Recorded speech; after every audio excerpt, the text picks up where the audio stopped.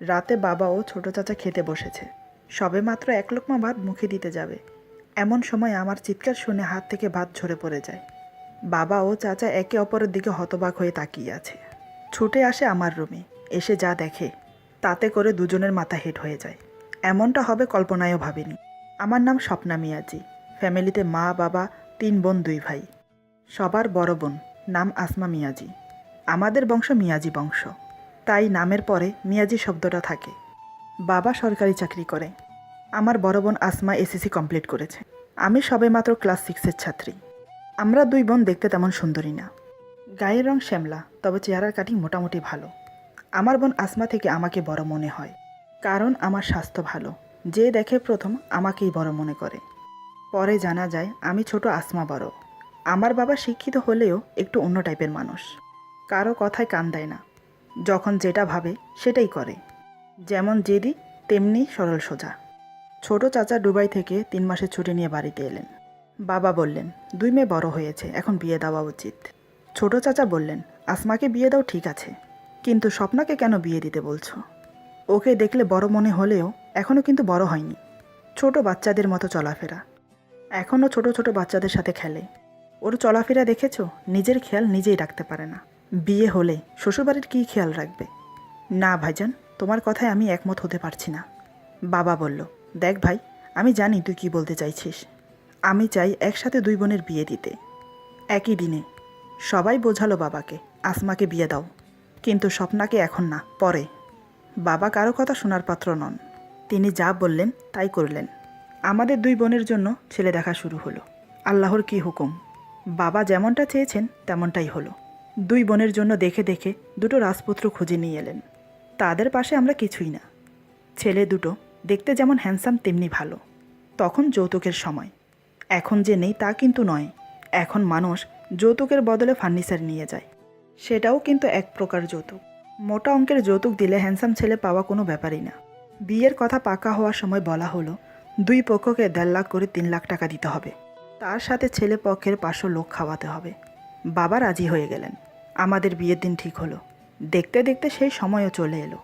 আজ 2 বোনের গায়ে হলুদ। সবাই আমাকে বলছে তোর বিয়ে হবে, স্বামীর সাথে ঢাকায় থাকবি। আমার স্বামী ঢাকায় চাকরি করে। ভাবিদের কথায় বারবার বলি কিসের বিয়ে, জানি না, এসব বাদ দে তো। গায়ে হলুদের জন্য 2জনকে সাজানো হলো। গায়ে হলুদের পোশাকে আমার খুব অস্থির লাগছে। সবাইকে বলি দয়া করে এগুলো খুলে দাও, আমার ভালো লাগে না। আমাকে এগুলো কেন পরিয়েছ? এদিকে আমাদের বাড়ি থেকে ছেলেদের বাড়িতে গায়ে হলুদের জন্য যাবে। আমি বায়না ধরলাম বড় আপুর শ্বশুর বাড়িতে যাব বলে।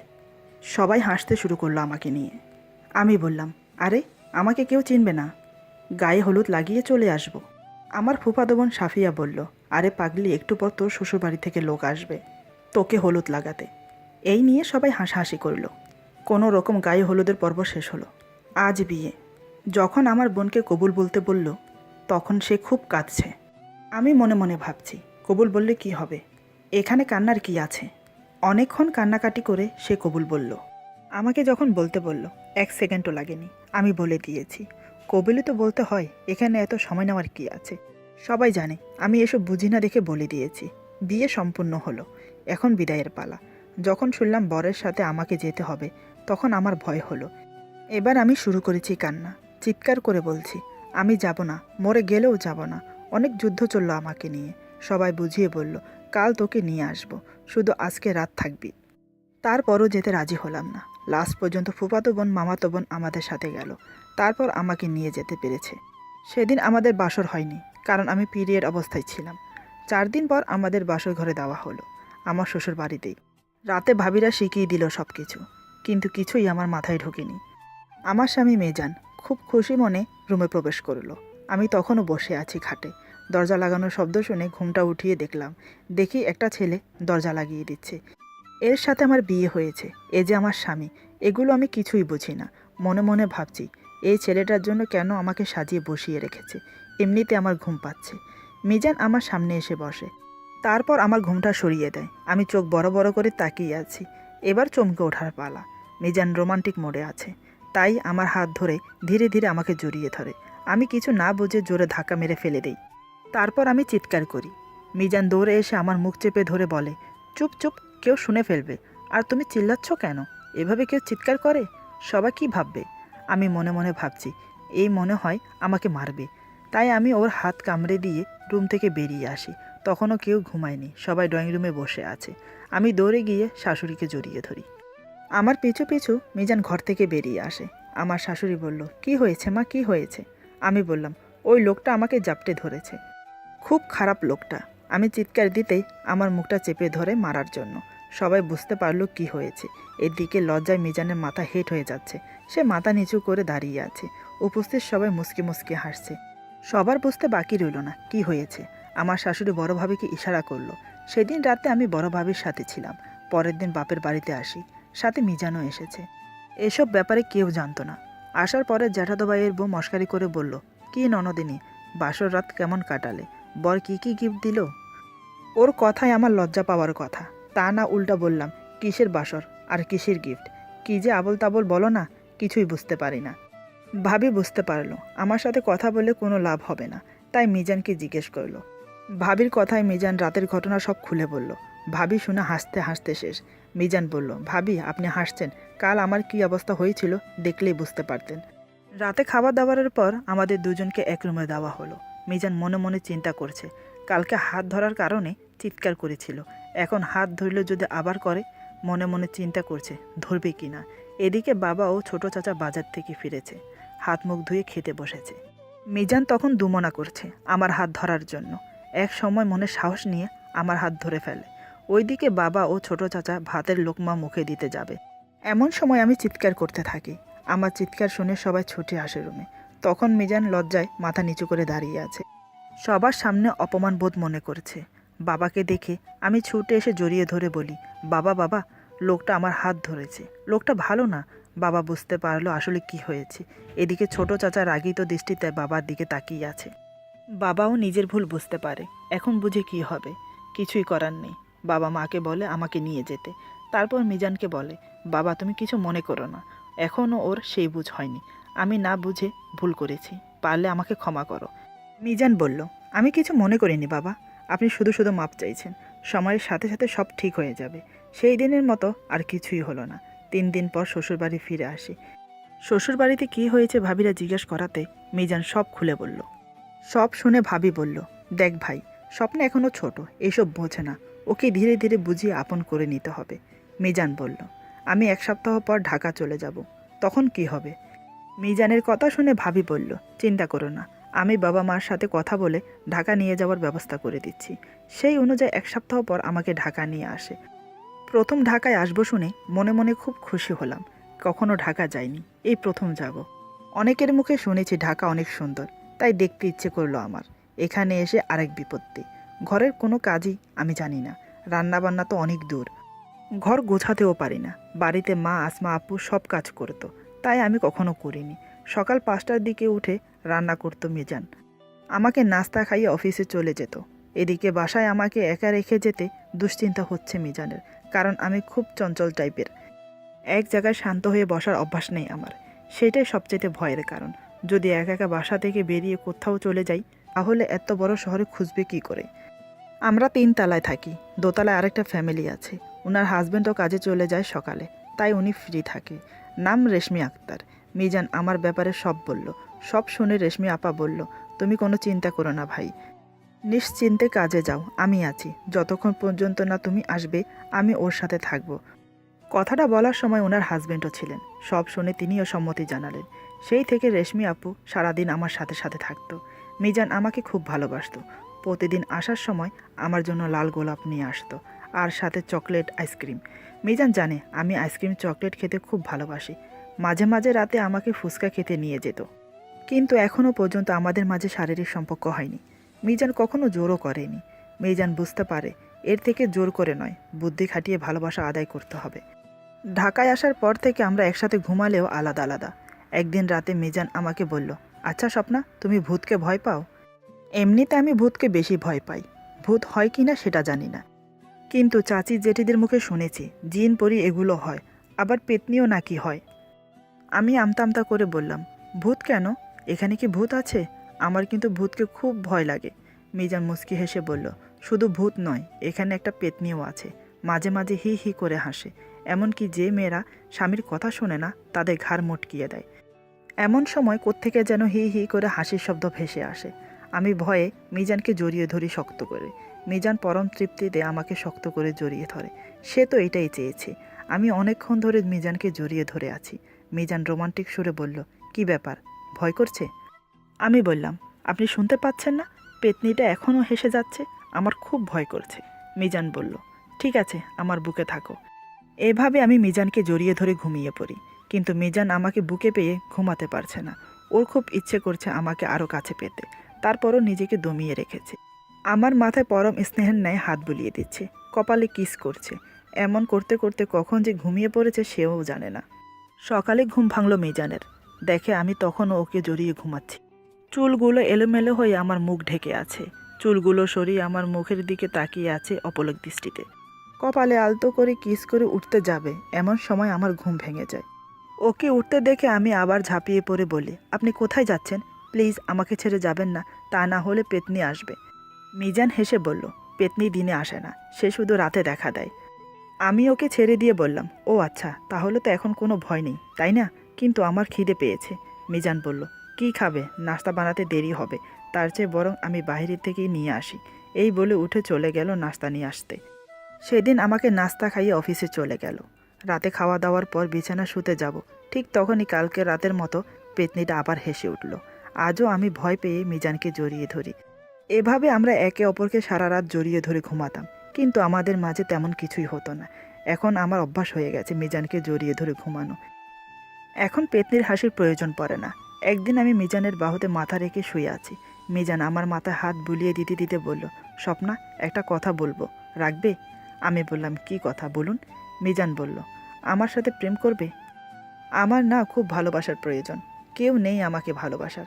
এই যে যেমন আমি তোমাকে ভালোবেসে খুব যত্ন করি, তোমার খেয়াল রাখি, আমারও তেমন কেউ চাই যে আমার যত্ন নেবে, আমাকে ভালোবাসবে, আমার কেয়ার করবে।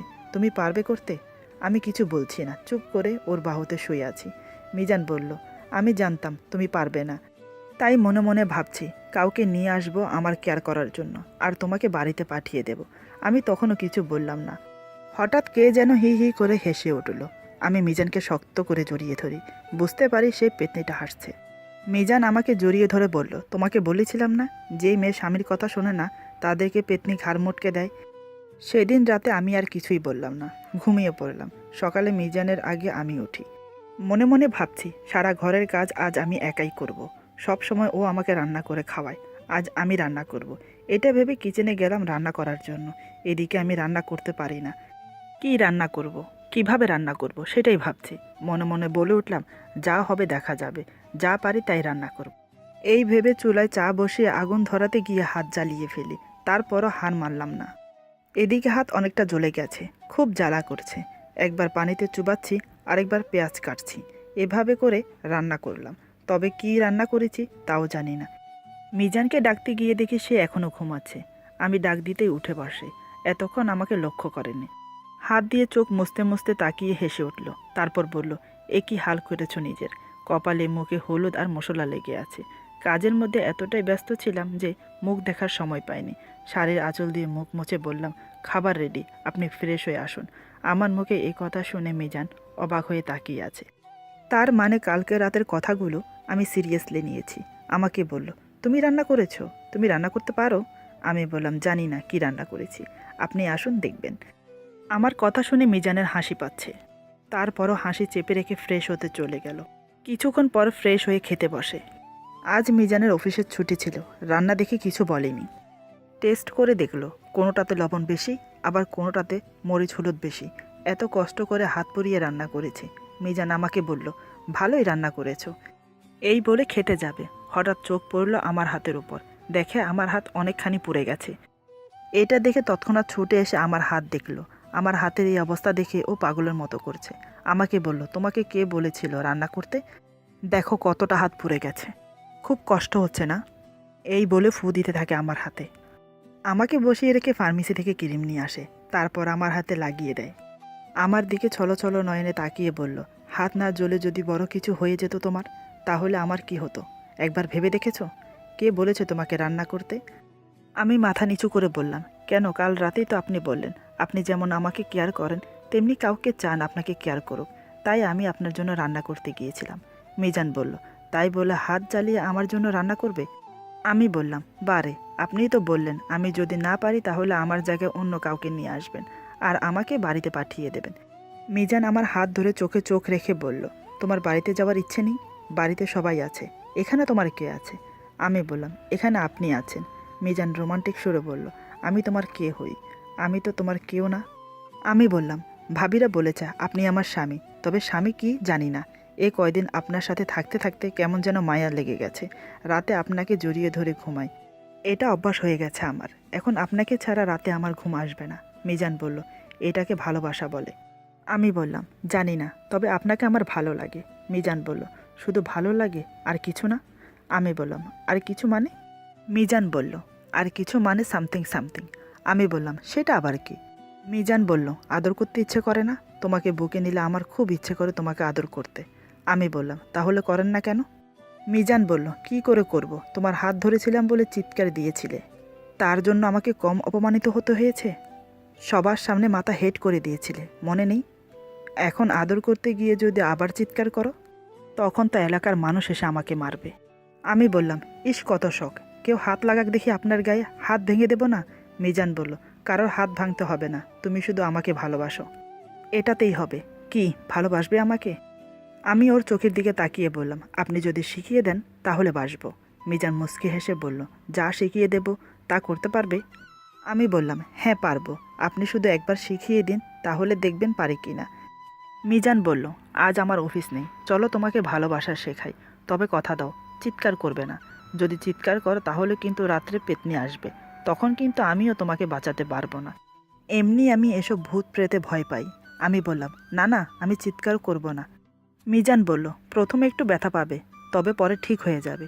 তোমার যদি কোনো প্রকার সমস্যা হয় তুমি আমাকে নির্ভয়ে বলো। আমি মাথা নিচু করে ঠিক আছে বললাম। আমি রাজি হয়েছি দেখে মিজান আমাকে কোলে করে রুমে নিয়ে গেল। তারপর খাটে শুইয়ে আমাকে জড়িয়ে ধরে কিস করতে থাকে। এই প্রথম কোনো পুরুষের ছোঁয়া পাচ্ছি, কেমন জানি মনে হচ্ছে, আবার ভালোও লাগছে। মিজান একটু পরপর জিজ্ঞেস করছে আমাকে, তোমার কোনো সমস্যা হচ্ছে না তো? আমি না বাচক সম্মতি জানাই। তাতে করে মিজান আমাকে আরও শক্ত করে জড়িয়ে ধরে আদরে সোহাগে ভরিয়ে দিতে থাকে। ওর প্রতিটা পরশ আমার শরীর কেঁপে কেঁপে উঠছে, কেমন যেন সুখ ও আনন্দ অনুভব করছি। অজান্তেই মিজানকে জড়িয়ে ধরি।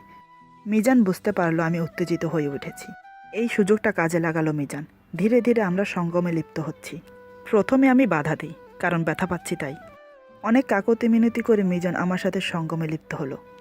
কিছুক্ষণ পর পরম সুখে দুজনেই মেতে উঠেছি। সকাল থেকে দুপুর পর্যন্ত আমরা একে অপরকে ভালোবেসে কাটিয়ে দিলাম। আমি এখন মিজানের বাহুতে মাথা রেখে শুয়ে আছি। মিজান বলল, আজ তোমাকে নিজের করে পেয়ে সত্যি খুব তৃপ্তি পেলাম, আনন্দে বুকটা ভরে যাচ্ছে। একটা কথা বলি, কিছু মনে করো না। আমি বললাম, কি কথা বলুন? মিজান বলল, এখানে কোনো পেতনি থাকে না, আমি শুধু তোমার সাথে মজা করেছি। টেপ রেকর্ডারের ভয়েসটা অন করে তোমাকে ভয় দেখাতাম, তারপর বালিশের নিচে থেকে একটা টেপ রেকর্ডার বের করে আমাকে দেখালো। অন করে দেখে সত্যি ভয়ানক একটা হাসির ভয়েস রেকর্ডিং করা। মিজান বলল, ক্ষমা করো, কি করব বলো, তোমাকে কাছে পেতে খুব মন চাইতো, এদিকে তুমি বুঝতে রাজি না, তাই এই পদ্ধতি অবলম্বন করলাম।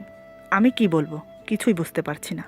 এটাতে কোনো অন্যায় দেখলাম না, তাই চুপ করেছিলাম, তবে আমি কিন্তু খুব ভয় পেয়েছিলাম। মিজান বলল, আজ আমাদের মাঝে সব বাধা উবে গেছে, এখন প্রতিদিন ভালোবাসতে আপত্তি নেই তো? আমি মুখে কিছু না বলে ওকে জড়িয়ে ধরি, তাতেই মিজান বুঝতে পারে।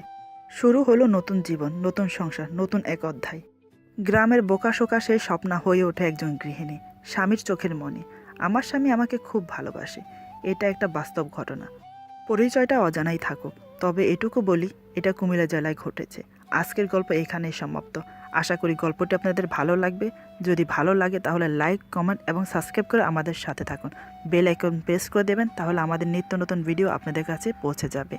সবাই ভালো থাকবেন, সুস্থ থাকবেন। আল্লাহ হাফেজ।